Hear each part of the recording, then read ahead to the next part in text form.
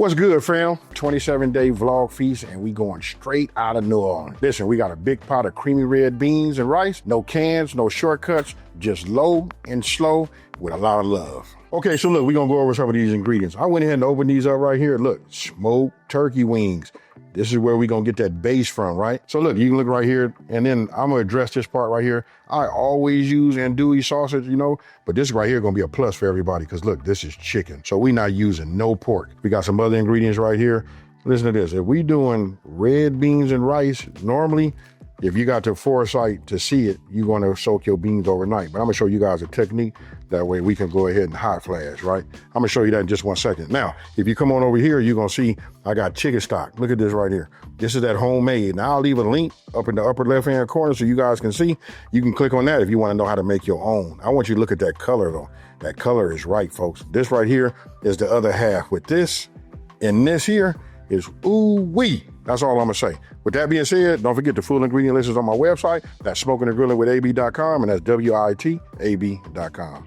Okay, now we getting ready to learn how to hot flash. Because I didn't think about last night to go ahead and soak these, listen, we do have an option. Let's get these open, bring this here, and I'm gonna drop these on this plate right here.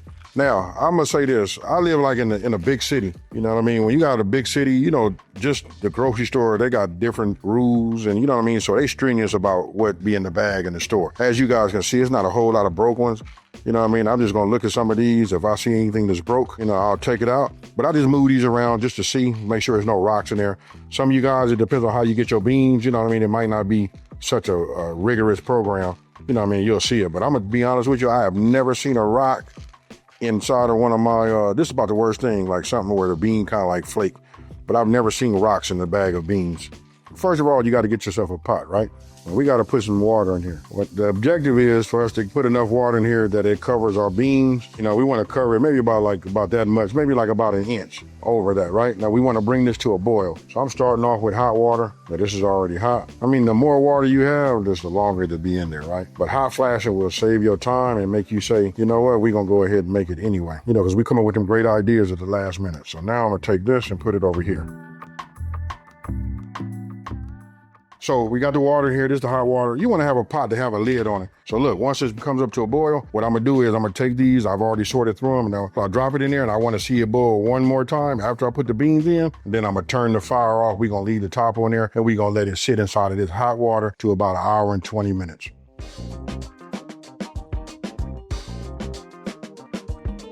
We well past the whole time of an hour. Actually, this has been in here sitting in the water for, like I say, about 2 hours. These have already been hot flash, right? Now I'm gonna come on over here. I'm going to go ahead and prep, everything. So let me go ahead and grab my knife. And what I wanna do now is I'm just gonna clean these up.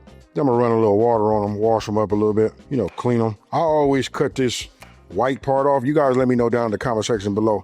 Do you cut that off or what? I'm real curious to know that. Now I want you guys to let me know, how do you cut your celery down? I like to divide each one of these ribs up into threes. I do them just like that. I do whatever's easiest for myself. Then if you got a knife that's super sharp like this one right here, don't forget, like I'm no chef, not trying to be a chef, haven't been formally trained. I do what's best for me and safest, right? So you guys find how you want to do it. Remember, as we cutting these down, it's about the size. Right? So if we leave them a little bit on the larger side, unless we cook them all the way down, that's for what we call texture. And then if you cook them for the flavor and you want them to just like melt inside of it, then you can go ahead and, dice these down super small. So I do a little bit of both. All right, so now we're gonna do the exact same thing for our bell pepper. And then for those of you guys that know, when we have bell peppers and you see that celery, that onion is coming right behind it and you know what to call it. If you don't know, for those that do know, talk to me down in the comment section below. I want you guys to just write it. The other people can copy off of it or whatever.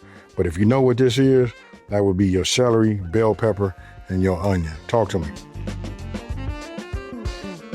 All right, so now we're gonna go ahead and, work with our chicken andouille. Now you guys can cut these down any kind of way you would like. Sometimes I cut these down into strips of 4 and then cut it down. But if we're gonna do it more like the way the folks in New Orleans do, then we're gonna go ahead and do it this way, because this is their style right here. All right, so look, I want you guys to check it out. I keep talking about this chicken andouille and all of that, right? Take a look at that. Let's get down here, down close to it. Look at them colors right there. You see all of that orange and all of that? That's the andouille flavor, and I love it. Once it gets hot, it releases this into the pot and marries all of this together, including this, because I'm gonna use my press when I, mince this garlic. But this right here is gonna be the base. This is base one. Check me out. I don't know if you guys can see that. I don't know how I'm gonna get you guys to see that flame right there, right? I just get a little medium flame. I don't want this super hot, right? Go ahead and heat up a little bit of olive oil. I'm gonna put about 2 tablespoons of this in here. Let me clear that up. I always use infused olive oils. I'm using a brand, it's from Branch and Vine Upland. This is a garlic infused. I cook with this quite often, but they have so many different flavors. If you have the garlic to start off, that'll do great. If you wanted to, you can add like a tablespoon of butter in here. That works too, but right now we just gonna go with this. I tell you, when anything gets hot like that, when you smell it, that there, All right, so here we go. We got that, I guess I can say it now. We got the Holy Trinity right here. Then we got our chicken andouille.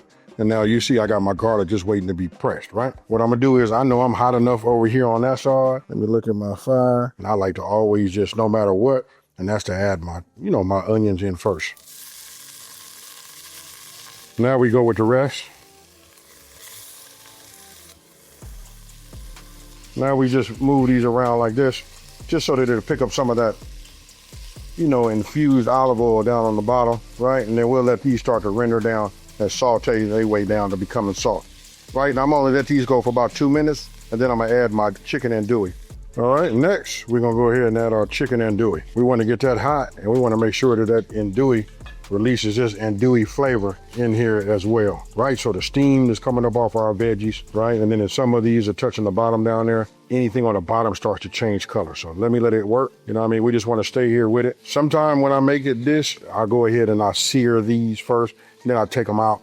But you don't have to do that, folks. You just wanna get them down here like this and let them steam, let them saute, and let them sweat. Come here and notice, I like to make sure that whatever I'm putting my garlic on, I got a nice bed, just so that my garlic don't hit the bottom of the pan or my pot, right? We drop that in there, and if you look inside, see how it falls right on top? We just leave that on there, just like that. Now we move this around, right? I gotta give a shout out to all my folks that's in New Orleans, and they know how to create and make good flavor. Look at that right there, look at that andouille. You see how it's starting to char up a little bit? All right, now it's time to introduce our beans. All right, so look at my water. This is how you get that color. A lot of my videos, when I make red beans and rice, I always discard that and I come back with some type of stock. But this time we're gonna do it right. We're gonna do it like this, and I'm getting ready to pour this inside. Look at the color. That right there is important to me. It's gonna be important to y'all too. You see how now it's starting to look like red beans and rice just by having that in there? Now, I don't wanna add no more to it, because what I'm gonna do is I'm gonna go ahead and take my slotted spoon and just start adding that. Okay, so when you look inside of here, you want to have it like 1 to 2 inches above the beans, right? I could pour some more into here if I wanted to, because you guys can see I still have some more water. I'm not letting none of these beans get away. If you notice that I had these hanging out here, don't forget I got that chicken stock. This is the chicken stock that we made. So this is much, much more flavorful than anything that you would buy like from the grocery store, right? So I'm gonna pour this in here and get my height right. But don't forget, we got that secret weapon, folks. We got that smoked turkey. But right now, let's just get our volume right. Look at that. We're gonna need it all. That was actually 2 cups, right? And the reason I put that in there like that, because I just told you guys we gotta put that, that smoked turkey. We need to get that flavor too. So I just raised up my fire. We automatically, high, right? We want to bring that up. But now we got to go ahead and hit it with just a little bit of this seasoning. And then for those of you guys that ran out doing your hot flash, if it all evaporated, don't trip. You can always add yourself some chicken stock to it, out of your pantry, or you can add a little bit more water. But remember, when we add in water, we diluting our flavor. Now that we done brought this back to a simmer, this color is on the way to where it's supposed to be. We didn't infuse this with a lot of good flavor. We haven't overpowered it, nothing. And then we came with that real level up when we used our homemade chicken stock. I know some of y'all gonna say, well, why you didn't use no turkey stock or nothing like that? Trust me, chicken stock got so much flavor in it. When you mix all this together, you would not know the difference. So now I'm gonna go ahead and take about a 1/2 teaspoon of this cumin and add that right there. Now here's where it's up to you guys. I'm gonna put a 1/4 teaspoon of this cayenne in here. I'll leave it like that. I know who I'm feeding. I'm gonna give it a little bit more bite. Now, let me go ahead and get this mixed up. Now, some of you guys are gonna be doing something a little bit different. Every year I hear more and more people not doing it as traditional as the way we were brought up. I mean, if you're looking for an inexpensive alternative, for Thanksgiving, this red beans and rice right here get you right. Now, let me go ahead and turn this down because we just wanna have a simmer right now. Now we finna add our bay leaves.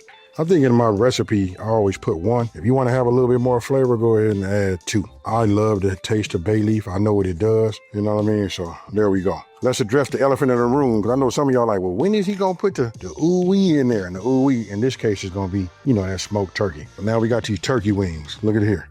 You see that right there? We're going to cook this down. We're going to put a little thyme on it too, folks. And when I mean thyme, I ain't talking about that herb. I'm talking about we finna put some real thyme on it as far as like cook this for a couple of hours. It's gonna soften this up. We'll be able to shred that, have a little meat. But the main thing is here, we got enough meat because we got the chicken andouille. But this right here, we want this to release all of its flavors in here too. When I say simmer, we gotta simmer. We don't wanna cook this and then you don't check on it and you done burnt all your beans down on the bottom, right? So this is what we're gonna do. We're gonna look at it, we're gonna get this as low as possible. You see that steam that's coming off the top of that? Everything right here is just right.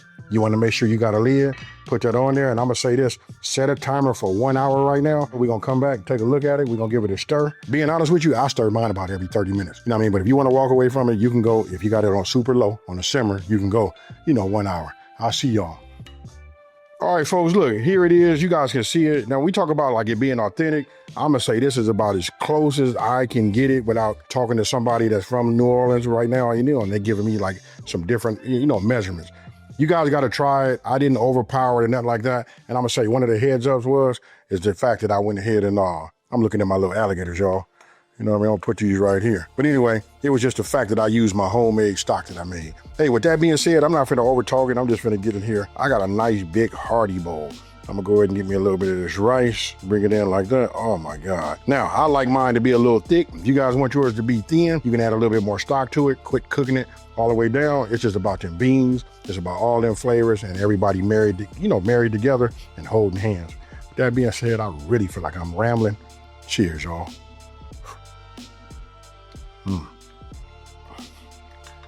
I immediately thought about the restaurant.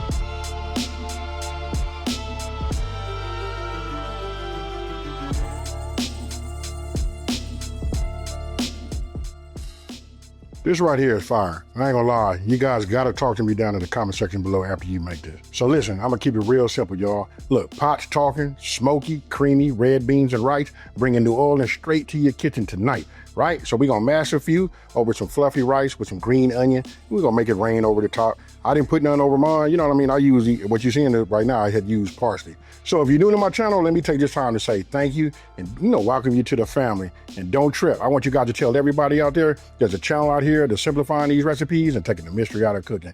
And if you knew, you never seen me do this before, but check it out. I'm out. Peace.